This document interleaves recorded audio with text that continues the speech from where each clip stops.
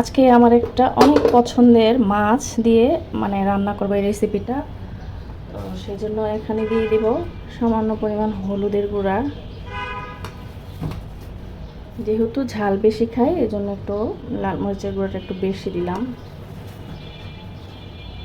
আমি এখানে কিন্তু রসুন কুচি দিয়েছি, তারপর একটু আদা রসুনের পেস্ট দিয়ে দিলাম। যে রসুন কুচিটা দিয়ে হাতে মাখা যে কোনো তরকারি খুব ভালো লাগে। দিয়ে দিলাম পরিমাণ মতো লবণ। আর এখন দিয়ে দেবো হচ্ছে তেল।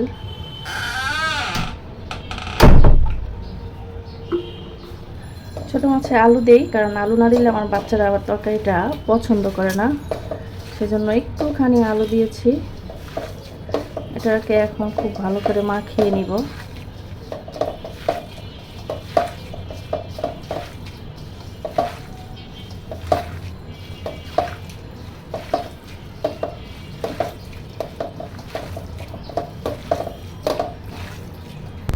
তো খুব ভালো করে মাখানো হয়েছে, এখনই কিন্তু সুন্দর একটা ঘ্রাণ বের হয়েছে।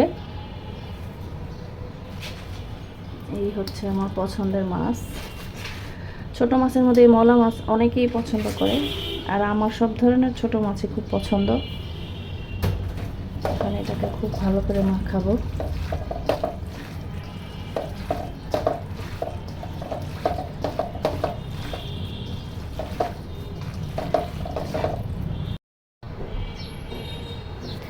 হাতে মাখিয়ে সুন্দর করে আমি তরকারিটা সাজিয়ে নিয়েছি। এখন হাত ধুয়ে সামান্য একটু পানি দিব।